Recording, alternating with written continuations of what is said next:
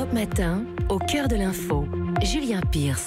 7h18 sur Europe 1. Bonjour Ludovic Bu. Bonjour. Merci d'être avec nous ce matin. Vous êtes consultant et spécialiste sur les questions de mobilité. Les Autolib, ces véhicules électriques en autopartage qui sillonnaient Paris et sa banlieue depuis 2011 ont cessé définitivement de fonctionner hier soir à 23h59 très précisément. Le système était lourdement déficitaire malgré ses 150 000 abonnés. Le groupe Bolloré qui l'a conçu et qui l'exploitait réclame d'ailleurs 250 millions d'euros aux communes du Grand Paris. C'est un fiasco, Ludovic Bu ? Tout dépend le point de vue. Il faut se rappeler que Bolloré a lancé ce système pour prouver que sa batterie polymère-ion fonctionne. Et de ce point de vue, il a largement gagné puisqu'il a montré que sa batterie fonctionne. Et depuis, il a développé des systèmes de voitures partagées à Lyon, à Turin, à Bordeaux, à Indianapolis et je ne sais plus où encore, à Singapour. Et il a développé des minibus, des bateaux électriques, etc., etc. Donc, de point de vue industriel, c'est un succès. Du point de vue de la délégation de services publics qui correspond au périmètre de Autolib en Ile-de-France, du nombre d'utilisateurs, c'est un succès. On a vu qu'il y a 150 000 abonnés, qu'il y a des millions de locations par an. Par contre, d'un point de vue économique, c'est un fiasco. Comment on l'explique ? En tout cas, moi, dès 2010, je disais que ça serait un fiasco. Donc, pour une raison assez simple, c'est que tous les systèmes d'autopartage, à l'exception de Communauto au Canada et de Mobility Car Sharing en Suisse, sont déficitaires. Dans le monde entier, ils sont déficitaires. Et donc, quand Bolloré disait « moi, je vais gagner de l'argent là-dessus », j'y ai jamais cru une minute, parce que le système lui-même était viscéralement prévu pour être déficitaire. Enfin, on pouvait anticiper qu'il le serait. Ce qui me surprend d'ailleurs dans l'histoire, c'est que justement le syndicat Autolib, qui est donc la collectivité, le regroupement des communes, et Bolloré, aient pu croire à un moment que ça serait rentable. Et qu'ils ont donc fait une délégation de service public en pensant que ça serait rentable. Ça me surprend. Alors, seulement 500 véhicules sur les 4000 en service seront réutilisés. Les autres iront directement à la casse.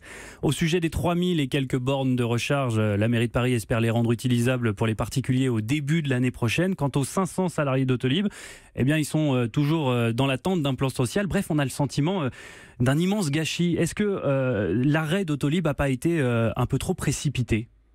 Alors, je suis pas sûr qu'il ait été précipité parce que déjà il y a 2 ans, Vincent Bolloré disait que Autolib coûtait très cher. Donc ça veut dire qu'on savait déjà il y a 2 ans.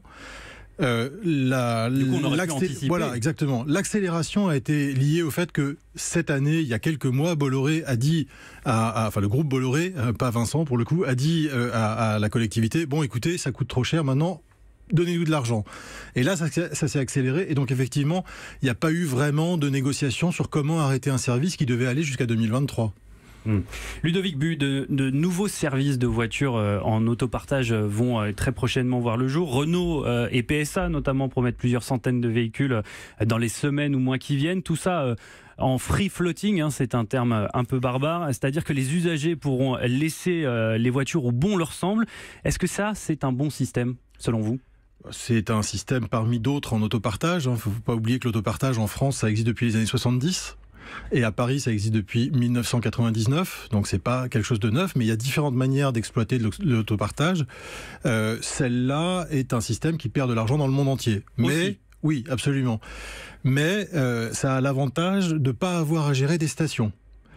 Ça perd l'avantage qui est que comme il y avait des stations pour Autolib, on pouvait réserver sa place à son point d'arrivée, ce qui est quand même dans Paris intramuros, en tout cas un avantage non négligeable. C'est simplement des systèmes beaucoup plus souples à exploiter. Et je pense qu'aujourd'hui, des constructeurs comme Renault et PSA, Peugeot Citroën, se lancent sur ce créneau-là parce que c'est probablement, dans les 15 ou 20 ans qui viennent, un des systèmes qui va se développer, soit sur des systèmes purement privés, et il faudra qu'ils trouvent une rentabilité, soit sur des systèmes, soit sur des systèmes semi-publics avec une subvention, comme c'est le cas aujourd'hui pour les bus, les trains, les métros, etc., etc. Mais ça va pas être la pagaille, comme avec les vélos qui fonctionnent avec le même système, vélos qui sont souvent, on le voit très régulièrement dans la capitale, laissés n'importe comment, n'importe où, ou voire dégradés. Alors, sur les vélos, effectivement, il y a une sorte de laisser-aller des utilisateurs, mais aussi des exploitants, que ça arrange bien en fait de ne pas avoir à gérer leur vélo. On a d'ailleurs vu un exploitant qui est arrivé et 3 mois après ou 6 mois après, il est reparti aussi vite. Sur les scooters, il y a beaucoup moins de laisser-aller parce que les cautions que les utilisateurs mettent sur les scooters sont plus élevées. Sur les voitures, on peut supposer qu'elles seront encore plus élevées. Lorsqu'on regarde, mais les expériences sont plutôt dans les pays du nord de l'Europe, l'état des flottes, elles sont nettement moins dégradées que les autolibes ne l'étaient à Paris. Peut-être que les mentalités sont aussi différentes. Et c'est pour ça que je précise que c'est le nord de l'Europe. Alors à la fin d'Autolib s'ajoutent les grosses difficultés que rencontre le système Vélib depuis son changement de prestataire. Les nouvelles stations d'accueil tardent à être livrées. Ludovic Bu, est-ce que ça veut dire que ces systèmes avec des bornes qui existent dans de nombreuses villes en France, vous l'avez rappelé, est-ce que ce système-là n'a plus d'avenir ? Je ne suis pas sûr. Ce qui est certain, c'est que la délégation de service public telle qu'on la connaît aujourd'hui, c'est-à-dire un système où la collectivité dit « je veux tel service », et un prestataire ou des prestataires répondent et disent « je vais le faire pour vous dans tel cadre », n'est plus assez souple pour s'adapter à un marché qui, lui, évolue tous les 6 mois. Et donc là, on a un problème de ce point de vue-là. Après, il y a une différence entre Paris et sa métropole. 11 millions d'habitants, énormément de déplacements qui sont longs, une densité de déplacements qui fait qu'il y a des embouteillages partout et peu de territoires disponibles, et des petites villes où là, la délégation de service public va rester pertinente parce qu'il y a beaucoup moins d'acteurs et beaucoup moins de problèmes de circulation. Plus largement, Ludovic Bu, de nombreux Français ont le sentiment que ça devient de plus en plus compliqué de se déplacer. Voitures thermiques pointées du doigt et de plus en plus taxées, RER et métro surchargés quand ils ne sont pas en panne, comme on l'a vu hier soir sur la ligne 1, réseau ferré délabré, gare paralysée comme à Montparnasse. Comment faire ? Alors là, vous pointez du doigt le principal problème. C'est que depuis 40 ans, nos déplacements ont augmenté de 25%. Et donc, plus il y a de gens qui se déplacent sur des distances de plus en plus longues, plus il y a d'embolies dans les réseaux de voitures, enfin les réseaux terrestres, routiers, et dans les transports en commun. Et donc, de fait, effectivement, y compris des TER en Normandie ou en PACA, du côté de Marseille et Nice, peuvent être surpeuplés avec trop de voyageurs au point d'arriver à des systèmes comme la ligne 1 hier soir à Paris, où ça marche plus. Mais le problème fondamental, il est sur le fait qu'on a augmenté très largement les distances que chacun parcourt. Et à un moment, ça craque. Et c'est en train de craquer. Et donc toute la question justement d'Autolib, du free floating, des vélos en partage, de la restriction de circulation dans les métropoles, c'est cette question-là qu'il y a derrière, c'est comment est-ce qu'on fait pour que ceux qui ont absolument besoin de se déplacer, les professionnels, les handicapés, les personnes âgées, etc., eux ils y arrivent. Et que ceux qui ont d'autres moyens de se déplacent soit en prenant moins d'espace, soit se déplacent moins. Et c'est ça la question fondamentale à laquelle il va falloir répondre dans les années qui viennent. Et justement, est-ce que vous avez le sentiment que le gouvernement a pris la mesure du problème ? Je précise qu'une loi d'orientation sur les mobilités est attendue d'ici à la fin de l'année. Au mieux, elle comprend une incitation assez récurrente de inciter les mobilités douces, vélo, covoiturage, transport en commun et la génération des zones à faibles émissions. Qu'est-ce que vous en pensez ?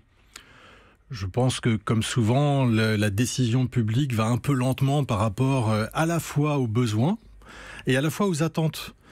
Parce que lorsqu'on interroge les volontés des citoyens, tous, 80% on va dire, 80% selon les études, mais 80% disent « j'aimerais que ma vie se ralentisse, qu'il y ait moins de stress, moins de fatigue ». Et les transports et les embouteillages et les trains qui fonctionnent pas, c'est beaucoup de stress et beaucoup de fatigue. Après, je ne sais pas ce qu'il y a exactement. En fait, vous prenez de l'hypersédentarisation, c'est ça ? Non, je prône plus de la mesure et on a un territoire qui est extrêmement éclaté en zones d'activité, en zones d'habitation, en zones de loisirs, en zones de course. Je préconise qu'on revienne à quelque chose avec un peu plus de mixité, de sorte à ce qu'on puisse trouver, sans avoir besoin de parcourir 25 km, un emploi, une école, etc. Vu toutes les problématiques que l'on vient de soulever avec vous, Ludovic Bu, est-ce que ce n'est pas un peu utopique de vouloir interdire à Paris tous les véhicules diesel d'ici à 2024 et toutes les motorisations essence, c'est-à-dire tous les véhicules thermiques d'ici à 2030 ? Alors utopique, c'est le mot qu'on me jette à la figure depuis 20 ans et pour moi c'est plutôt un compliment donc ça me va. Je dis ça parce que par exemple j'ai lancé un système de covoiturage il y a 20 ans et on me disait vous êtes utopiste. Bon, on voit le succès de Blablacar depuis. Je pense que c'était une belle utopie. Après la question donc faut pas avoir peur de l'utopie, c'est ça mon message. Après la question de la restriction des motorisations, je pense que d'un point de vue de la pollution de l'air et du bruit, qui est une pollution majeure, c'est important. Et donc c'est un objectif qu'il faut tenir. D'un point de vue de l'occupation de l'espace dont on parlait à l'instant et des embouteillages, ça ne changera pas grand-chose. Et donc si on n'associe pas la limitation des motorisations à un plan qui vise à ce que les gens aient moins besoin de faire des grandes distances, ça ne changera pas grand-chose. Merci Ludovic Bu d'avoir été notre invité ce matin. Je rappelle que vous êtes consultant et spécialiste sur les questions de mobilité. Une dernière question, vous repartez comment ? Alors là, je vais me déplacer en métro, puis à pied, puis en métro, puis en RER. Ah oui, donc le parcours du combattant. Oh non, ça va, je suis habitué, je fais ça tous les jours. Merci Ludovic Bu, à très bientôt. Europe 1.